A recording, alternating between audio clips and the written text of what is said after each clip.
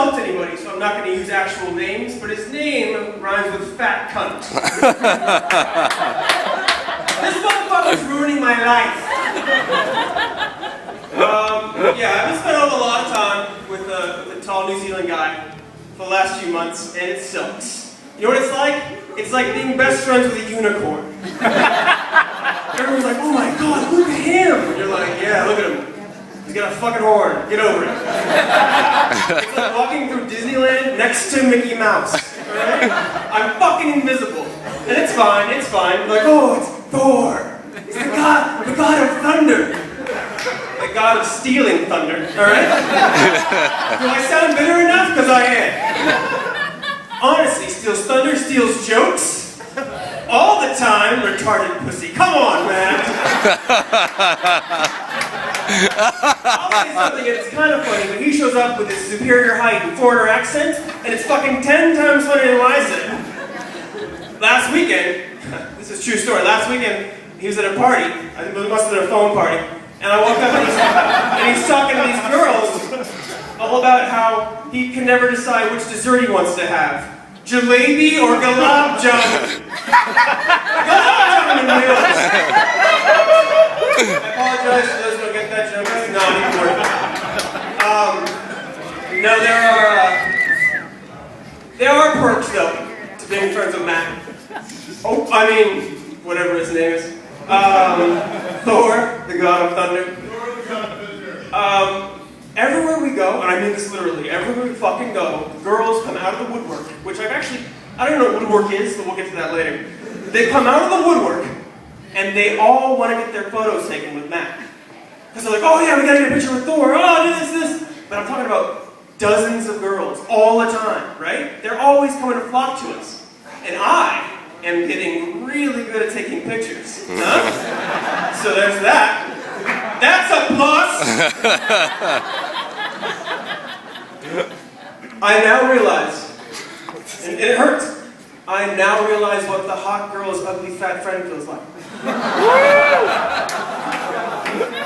And it has really, really put things in perspective. Like, I'm a different person. I think basically what I'm trying to say is that if you buy me a beer, I will blow you in the bathroom. Thank you! I got work to do. I'll do a couple more for the fans. I just always wanted to say that. Just don't have that, please. I got the new iPhone, which I like. It's cool. It's fast. I got the white one, which again is fine. But after I bought it, I got home and I found out the black one's actually much faster. And way better at basketball, right? And it can dance. Do you guys understand what I'm saying? No? And with the black one, you never have to worry about water damage because it's never going in the pool.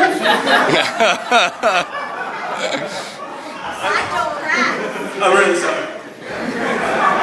Here's the thing about not being racist. When you think of racist things that are funny, you go, I can't tell that, it's racist. And then your brain goes, no, remember you had a Korean ex-girlfriend. And I go, she was Korean? She was something. I have a lot of friends who have a darker skin. And one girl in particular, she works at a coffee shop next to where I work. And people walk up to her all the time. And she's got a sparkling personality. She's very, very nice. Yes, she is. And they all say the same thing to her. They go, oh, you're delightful. How come you're not white? See that? But what they're saying is, what are you? But what they mean is, how come you're not white? It's bad.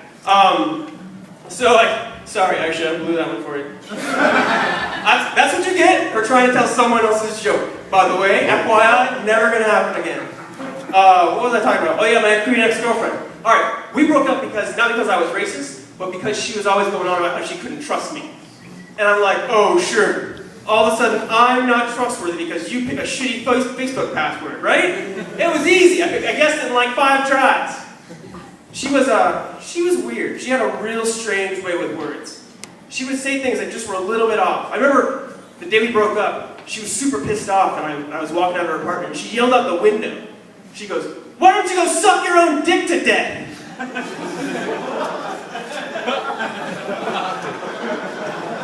She doesn't think I can do it. She was great. The girl before her though was awesome, and I really fucked that one up. I think about it all the time. She was perfect. She was smart. She was pretty. She had everything going for her. She did one thing that bothered me, but over time it became like the only thing I could think about. Whenever she told the story, she would use these wild gestures with her hands. She would just kind of like go through it that way, and I would watch her tell these stories and just get so annoyed. And finally, I broke up with her. I know it's stupid, but I broke up with her. All right? The way her friends freaked out, you would think that no one had ever dumped a deaf chick before. Oh, come on, I know that sounds cruel. I know that sounds cruel, but honestly, that was the hardest phone call of my life, guys. All right. I feel like, can I have the light, please? All right, good. That's my time, so thank you very much. Bye.